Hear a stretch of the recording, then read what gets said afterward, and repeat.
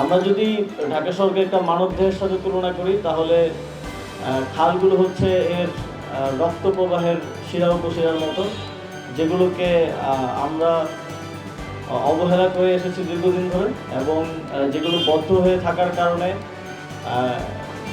যে খালগুলো থেকে আমাদের উপকৃত হওয়ার কথা সেগুলো থেকে আমরা অবকৃত হচ্ছি।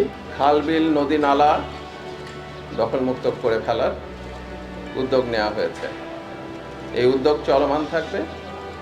আর যে বর্জ্য নিষ্কাশন বা বর্জ্য ব্যবস্থাপনা সেটাও আমরা খেয়াল রাখছি কীভাবে করা যায়, এবং তার পাশাপাশি আমরা স্থানীয় জনসাধারণের মধ্যে সচেতনতা সৃষ্টি করতে চাই, যেন যেখানে সেখানে যে কোনো কিছু ফেলে দিয়ে যেন ড্রেনেজ সিস্টেমটা বন্ধ করে দেওয়া না হয়।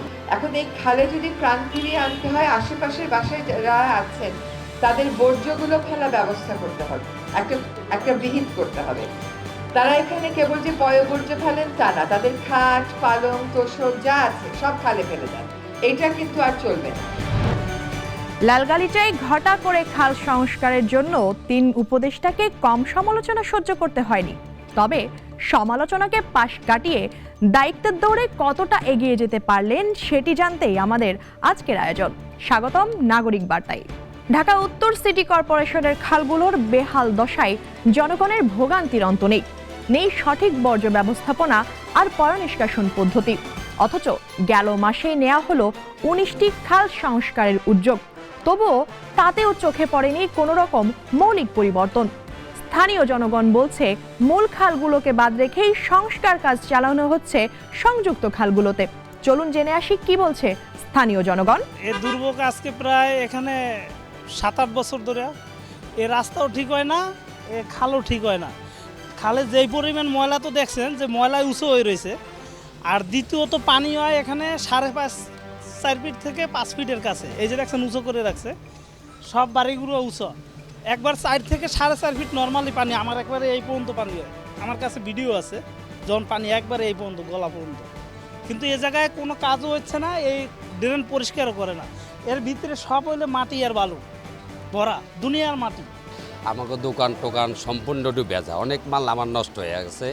তো বিষয়টা হয়েছে এই রাস্তাটা যদি সরকার যদি একটু দেখতো, সবচেয়ে আমাদের জন্য একটু উপকার হইতো। অনেক মানুষ এই রাস্তা দিয়ে আজ যাতায়াত করে, অনেক গাড়ি যাতায়াত করে, এই যাতায়াত করতে পারে না, পানিতে একবারে এই গলা হমা নাই পানিটা। প্রতিদিন আমরা এখান থেকে যাতায়াত করি, আমাদের অনেক ভাড়া লাগে। পানি থাকলেও ডাবল ভাড়া নেয়। হ্যাঁ, যদি পানি না থাকে তাহলে আমরা মনে করেন ভাড়াটা একটু কম লাগে, আমাদের যাতায়াত ব্যবস্থা ভালো থাকে, সময় মতো যাইতে পারি। মেনটেন তো করা কি বলবো আমরা, এখানে বৃষ্টি হওয়ার লাগে না। বৃষ্টি হওয়ার আগেই দুপুরের টাইমটা এখানে হাঁটু সমান পানি হয়ে যায়। আর বৃষ্টি যদি হয় কোনোভাবে, তাহলে এই পাশে যাতায়াত করা সম্ভব না, অসম্ভব হয়ে যায় জিনিসটা। একবারে রিস্কাতে যাতায়াত করার লাগে। আর কোমর পানি হয় বৃষ্টির সময়, যদি বৃষ্টি হয়, বৃষ্টির সময় তো আইসা পড়ছে কয়েকদিন সব পরেই তো বৃষ্টির সময়, তখন কি হবে?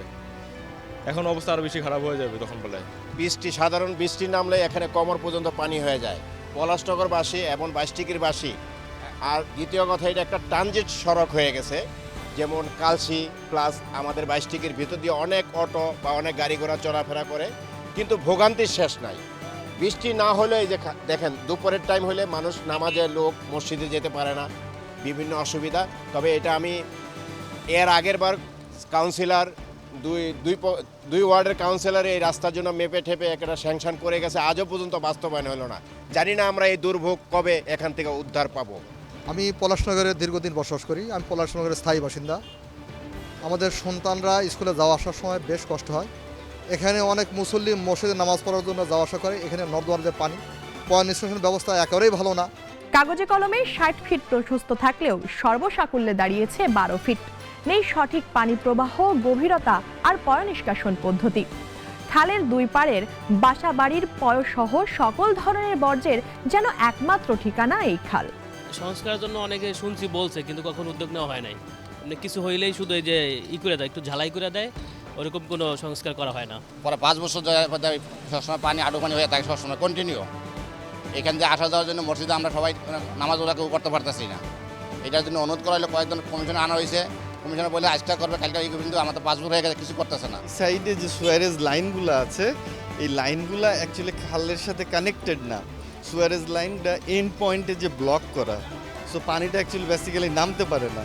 এই পানিটা যখন বৃষ্টি হয় কিংবা একটু বেশি পানির ফ্লো থাকে, এটা ওভারফ্লো করে দেন রাস্তা দিয়া যেভাবে হোক এটা বের হয়ে যায়। তা আমরা বেসিক্যালি চাচ্ছিলাম খালটা পরিষ্কার, সাথে সুয়ারেজ লাইনগুলা খালের সাথে কানেক্ট করার জন্য। এই বিষয়টা যদি সংশ্লিষ্ট কর্তৃপক্ষ দেখতো তাহলে আমাদের জন্য খুবই উপকার হইতো, কারণ আমাদের এখানে যে ফ্যাক্টরিগুলো আছে এবং মানুষজনগুলো আছে, বৃষ্টি হলেই পানিতে তারা থাকতে পারে না, অ্যাকচুয়ালি বাসাতেও থাকতে পারে না, বাসাতে ওভারফ্লো করে। আপনারা এটা দেখতে পারেন যে ফ্যাক্টরিগুলো কত উঁচা করছে, এই পর্যন্ত অ্যাকচুয়ালি পানি চলে আসে। সো আমরা সংশ্লিষ্ট কর্তৃপক্ষের কাছে আবেদন করব যে সুয়ারেজ লাইনগুলা একটা কম্পোজিট প্ল্যানের মাধ্যমে সুয়ারেজ লাইনগুলা খালের সাথে লাগিয়ে দিবেন এবং এই খালগুলো পরিষ্কার করে দিবেন। কিন্তু এটা দেখা গেছে যে খনন করব তাও করে না, ময়লাও পরিষ্কার করে না, দুই সাইডে বাড়ি করে দিয়ে চাপাই রাখছে, তাও ভাঙে না। এটা দেখার জন্য কোনো লোকই নাই যে এখানে যে পানির সময় যে কি অবস্থা হয়, যে মানুষ এরকম সাঁতরায় যায়, এই একবার এই পর্যন্ত পানি হয়, একবারে আমার এই বুক ভিজে যায়। এই ঠান্ডা লাগে, আমি আজ 1 বছর ধরে ভুগতে আছি খালি ঠান্ডায়, এই পানি পারাইতে কেন কি আমাকে তো যাওয়ার জায়গা নাই, যাওয়া লাগে এই পানির মধ্যে দিয়ে এমন ঠান্ডায় ধরছে, 1 বছর ধরে ডাক্তার দেখাই, তারপর ঠান্ডা কমাইতে পারি না। খাল আছে, এই খালটা সংযুক্ত 3 নম্বর ওয়ার্ড এবং ভাসান ট্র্যাক এভিনিউ 5, 10 নম্বরের জুটপট্টি ওই এলাকার যত আছে, 6 নম্বর ওদিক দিয়ে 14 নম্বর কালসি ইসিবি চত্বর, এই পানিটা সব এখান থেকে নামিয়া এখানে যায়। এই খালটা ছিল 60 ফিট, শুনছে 60 ফিট বা 30 ফিট, এটা 12 ফিট আছে কিনা আমার সন্দেহ। আর এটা প্রচণ্ড প্রতি বৎসরই বিগত দিনে এরা খাল খনন করছে, করে সম্পূর্ণ করতে পারে নাই, তারা লুটপাট করে টাকা পয়সা অর্থ লুটপাট করেছে। তো আমরা চাই এই সরকারকে আহ্বান করব যাতে আমাদের এই কাজটা অতি দ্রুত খুব সুন্দরভাবে হয়, কারণ এখানে লক্ষ লক্ষ লোক বসবাস করে, একটু পানি আসলে পুরো এলাকা ধুয়ে যায়। মিরপুর 10-11 এর প্যারিস রোডের এই খালটি এসে মিশেছে মিরপুর 13 এর 22 টেকিতে। খালের ওপরের এই একমাত্র কালভার্টটি সংযোগ স্থাপন করেছে মিরপুর 13 এর পলাশনগর আর 22 টেকির মধ্যে। প্রতিদিন লক্ষ লক্ষ মানুষ কালসি ইসিবি মিরপুর 13 এর 22 টেকি আর পলাশনগরের ওপর গড়ে ওঠা কলকারখানায় কাজ করার জন্য পাড়ি দিচ্ছে এই খাল।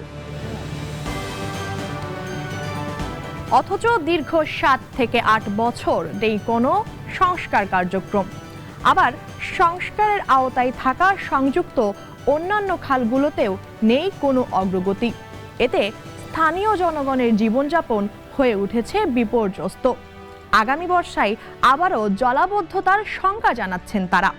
স্থানীয় জনগণরা অভিযোগ করে বলেন, খাল সংস্কারের উদ্যোগ নেওয়া হয়েছে নামকা ওয়াস্তে, মূল খালগুলোকে বাদ রেখেই সংস্কার কার্যক্রম চালানো হচ্ছে সংযুক্ত খালগুলোতে। দর্শক, জনগণের এসব প্রশ্নের উত্তর জানতে নাগরিক টিম শেষ অবধি কড়া নাড়ে ঢাকা উত্তর সিটি কর্পোরেশনের প্রশাসকের দরজায়।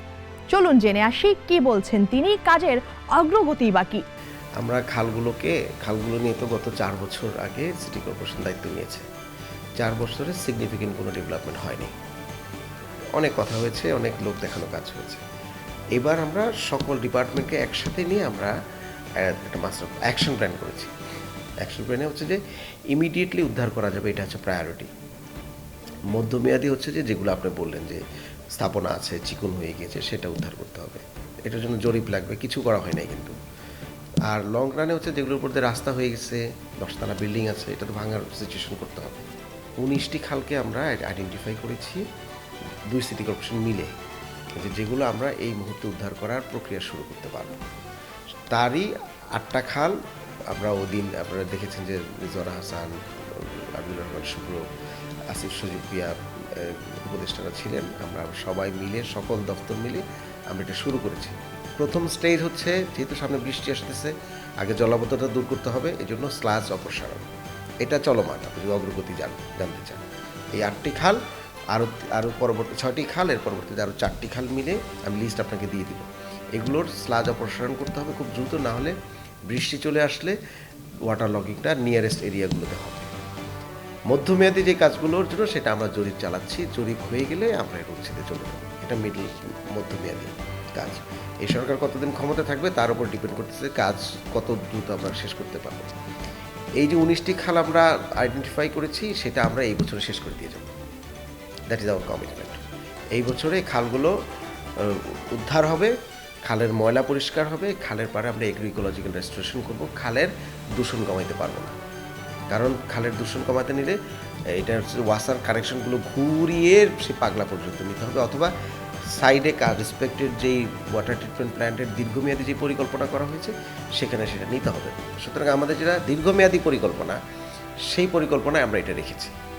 মধ্যমেয়াদী পরিকল্পনায় ডিমার্কেশন করে উচ্ছেদ আমরা রেখেছি। স্বল্পমেয়াদী পরিকল্পনা আমরা 121 কিলোমিটার খালকে পুনরুদ্ধার করব, যেটাকে আপনি বলছেন আপাতত সংযোগ কোথাও কোথাও যেটা যেটা দরকার সেটা আমরা ইঞ্জিনিয়ারিং করে মনে করছি এটা হচ্ছে quickest possible time.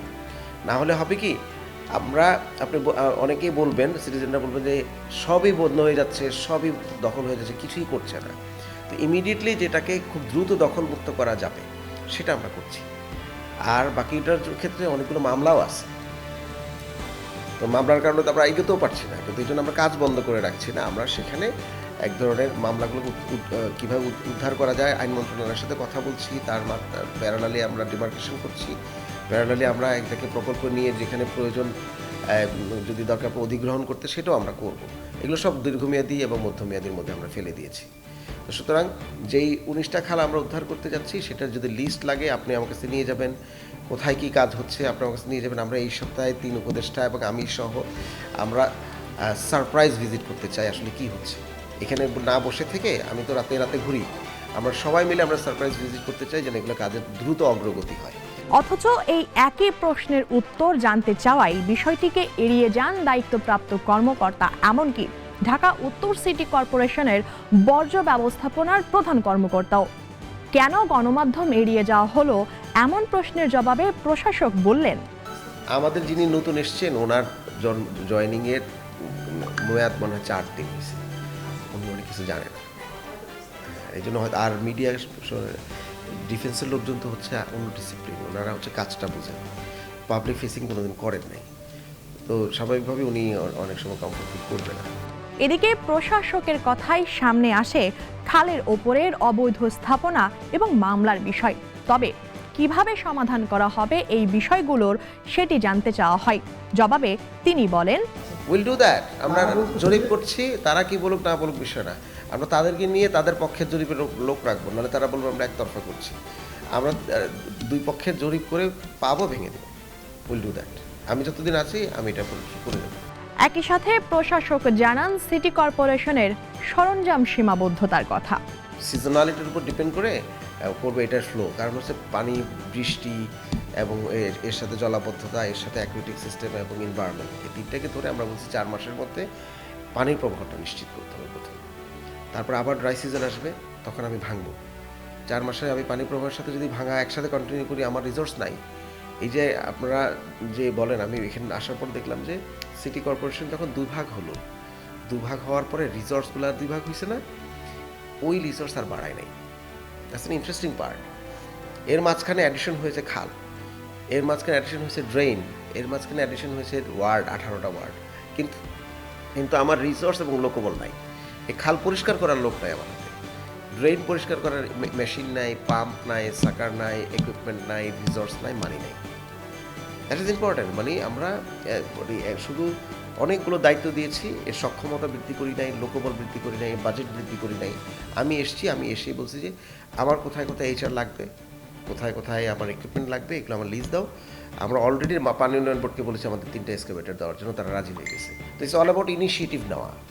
So we have taken this initiative within 2 days, এবং এটা হয়েছে। হ্যাঁ, এবং বাকিগুলো আমরা এই করে তাড়াতাড়ি জমা দিতে হবে। এই যে 121 কিলোমিটার খাল উদ্ধার করতে আমার 345 জন লোক লাগবে, যে এগ্রিকোলজিক্যাল রেজিস্ট্রেশন করবে, তার নিয়োগ লাগবে না। আমি নিয়োগ কীভাবে দিব, এগুলোর জন্য আমরা প্রসেস শুরু করে দিয়েছি। সুতরাং আমরা বসে নাই আর কি, কারণ আপনারা হয়তো বা অনেক ইনফরমেশন আপনাদেরকে দেওয়া হয় নাই। Any information come to me, আমরা জয়েন্টলি মাঠে যাব, জয়েন্টলি দেখব, যদি কোনো ধরনের কাজ করার প্রয়োজন পড়ে, কোথায় কাজ করার প্রয়োজন পড়ে, আমরা ইনস্ট্যান্ট অ্যাকশন নেব। অথচ জলাবদ্ধতা থেকে মুক্তি দিতে প্রতি বছরই কোটি কোটি টাকা বরাদ্দ দেওয়া হয় রাষ্ট্রের পক্ষ থেকে। বদল হয়েছে রাষ্ট্রের, বদল হয়েছে জনসমর্থন হারানো একটি রাজনৈতিক দলের। শুধু বদল হয়নি জনগণের দুঃখ দুর্দশা আর ভোগান্তির চিত্রে। কিন্তু সংস্কার উদ্যোগ নেবার পর আগামী 4 মাসে কি কি পরিবর্তন আসে দেখতে চোখ রাখুন নাগরিক বার্তায়।